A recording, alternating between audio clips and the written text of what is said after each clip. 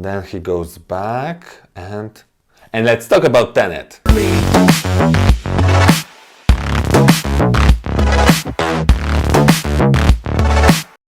Hi, Nolan plays with time in his latest movie, and you can easily get lost in what is happening on the screen. So today, we'll explain exactly what is going on in the movie. We're gonna talk in spoilers about the plot, so if you have not watched Tenet, then we suggest watching this after seeing the movie. This is the second part of our explanation, so for those who haven't watched the previous one, we suggest starting with it. In the previous episode, we talked about how machine works and what an algorithm is. So now, we're not going to talk about why suddenly people appear or disappear. There is a lot of information, so there is no time to waste. Let's start. The movie begins with a scene in the opera. Terrorists take hostages and plant explosives. At this scene, we meet our main character. In the movie, he did not reveal his name and he calls himself Protagonist, so we will also call him that. Protagonist impersonates local forces and joins the strike team. He saves some politician not important to the plot and acquires a mysterious device that later turns out to be a part of the algorithm. Protagonist, wanting to save innocent people, decides to return to a room and collect all the explosives. But he encounters terrorists that try to kill him.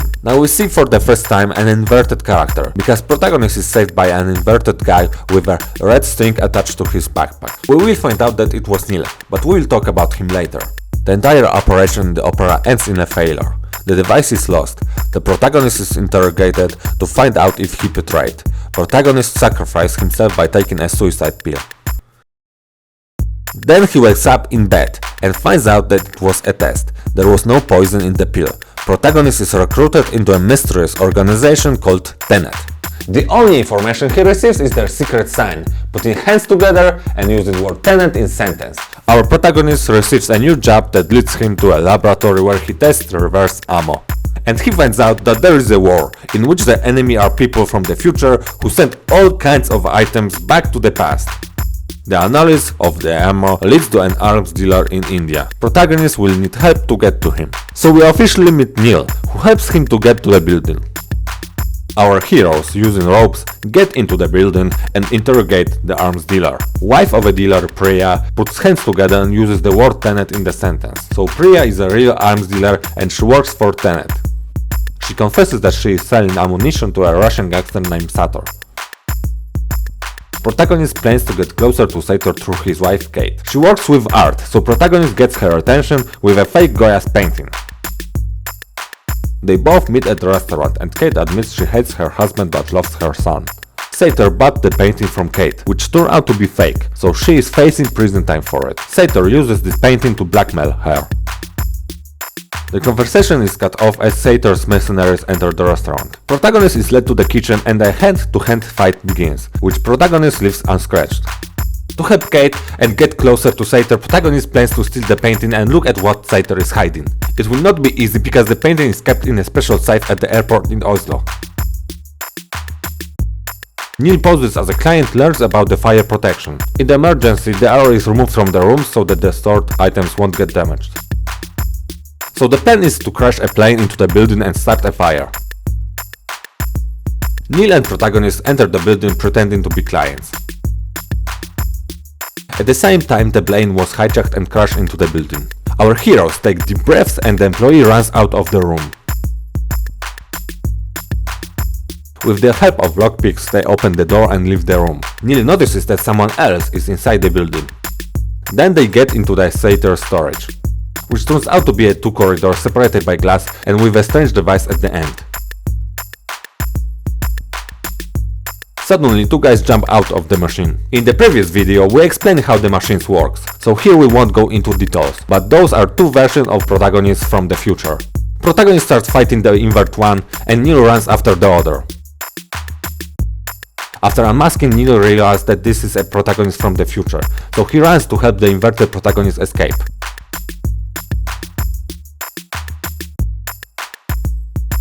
Time is running out, so Protagonist and Neil return to a room and pretend to be unconscious. For the moment it's all we will tell about the scene at the airport, but those who saw the movie know that we will come back to it. Then there are a few scenes introducing us to the main villain. Protagonist is approaching him by promising to help get plutonium. Later we learn that it's not plutonium but part of the bomb called algorithm, but for simplicity we'll call it plutonium. Sator was unsure of Protagonist, but Kate tried to kill him and Protagonist saved his life. So they get alone and Protagonist promises to get plutonium for Sator. And now time for a scene on a highway. Plutonium is transported by local authorities, but Protagonist steals it without any problem. On a highway appears a car driving backwards. In this car is Sator wearing a gas mask, who threatens to kill Kate.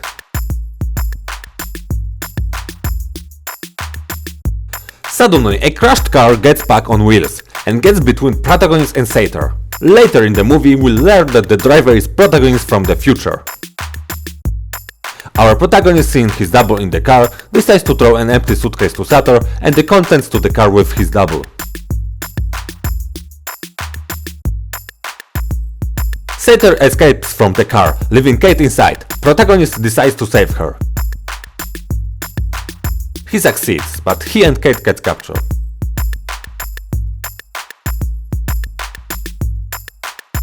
Then he is taken to the room with the machine.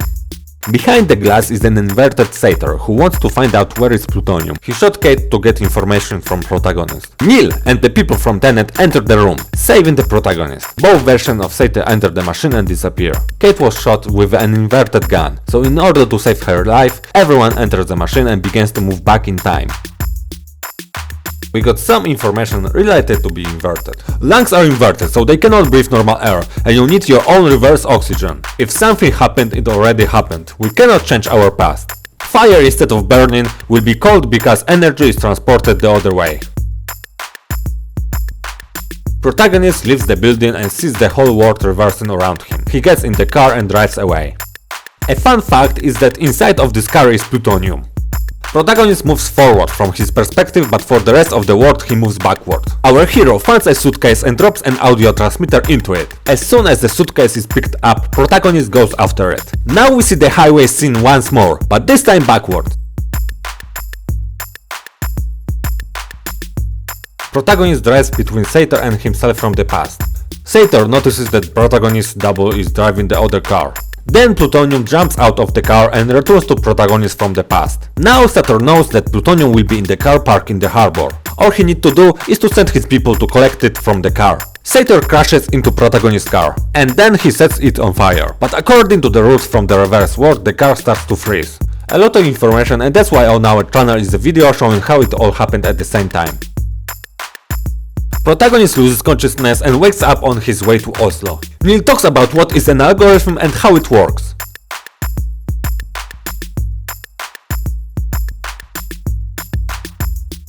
After the trip, it's time for the scene at the airport, but this time it will be backwards. All three enter the building. In normally flowing time, the plane's engine begins to suck in air before it explodes, but for the reverse world, the engine ejects air and Protagonist is pushed inside the building. Protagonist starts to fight with himself from the past. The fight brings them to the room with the machine. Protagonist sees himself entering the machine on the other side, so he also enters.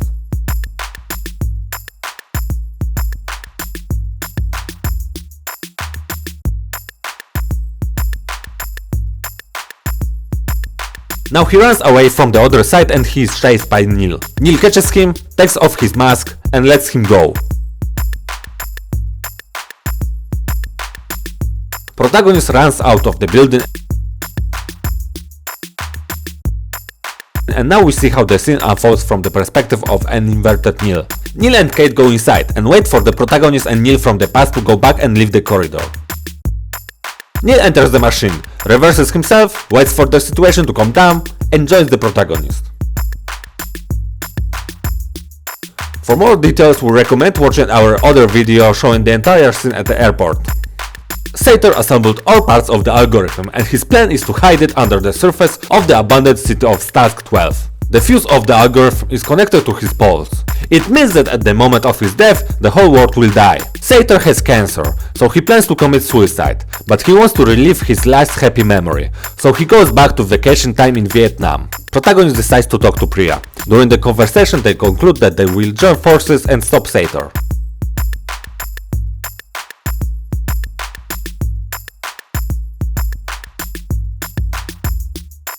Everyone goes back in time. Protagonist gives Kate a phone so that she can call him in case of problems.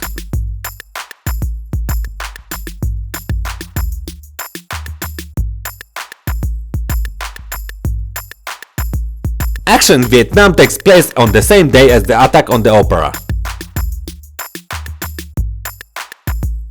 All heroes split up. Protagonist joins the red group that will attack Stalsk 12 moving in the normally flowing time. Neil and the blue group will attack by moving backwards.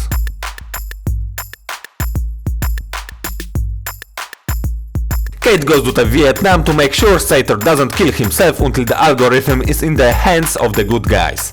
Kate waits for herself and Sator from the past to leave the yacht and she gets on board. Now in the movie we see the attack on Stalsk 12 from two perspectives. The red group moves forward and the blue group moves backward in time.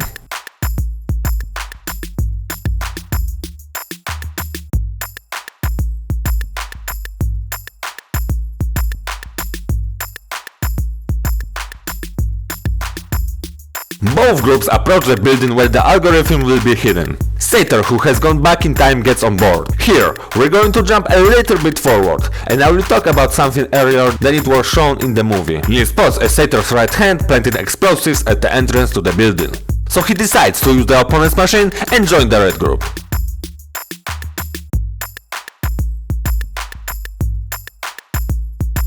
Then he gets into the car and tries to warn protagonist about explosives.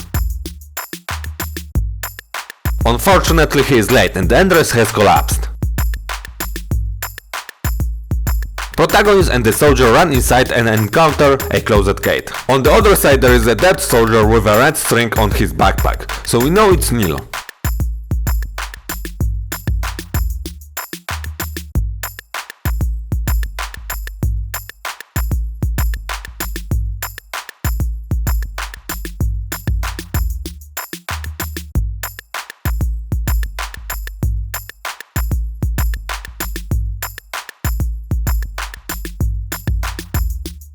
Sator's right hand attack. He knocks the soldier unconscious and takes the weapon from protagonist. He then hangs the walkie-talkie on the gate and Sator does the obligatory villain monologue. During this time, Sator's man tries to hide the algorithm deep underground. The unconscious soldier wakes up and reaches for his gun, so the mercenary takes out his gun and goes to kill them. At the same time, the dead body begins to move and takes the bullet in the face. Then he turns around, opens the gate and runs out. Protagonist fights the mercenary and throws him into the hole.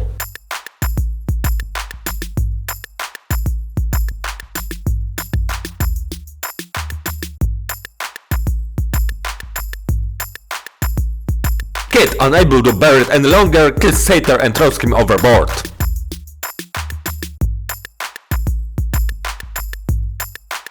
Knowing that the entrance is collapsed, Neil rises over the hole above protagonist and drops the line.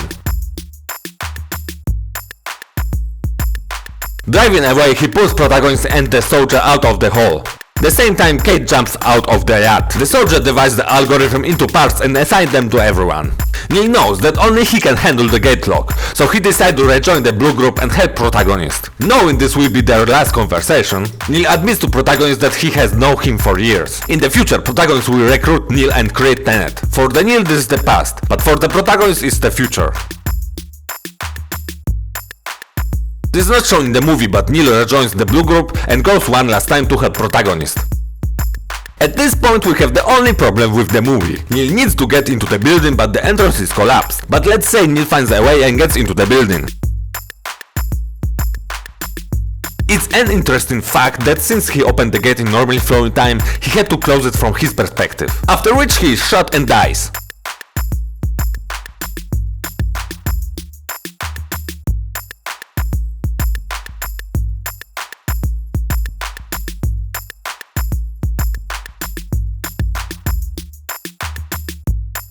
On my channel you can find separate video showing what happened in Stalsk.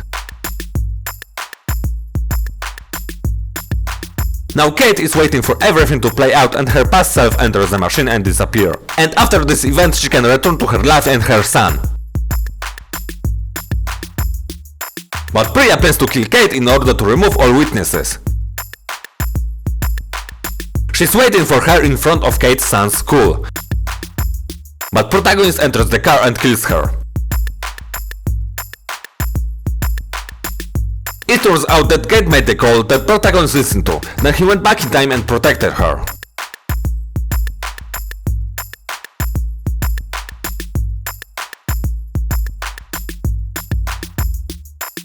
This is where the movie ends, but we know that the protagonist will create Tenet and recruit Neil. Then he will send him back to the past to the opera to make sure everything will happen as it happened.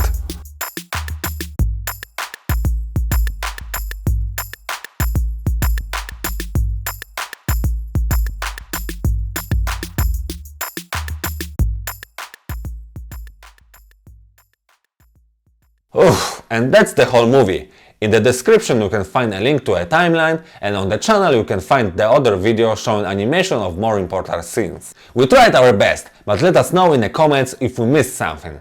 If you like this video, give it a like, and if you want to subscribe, then click that button. See ya!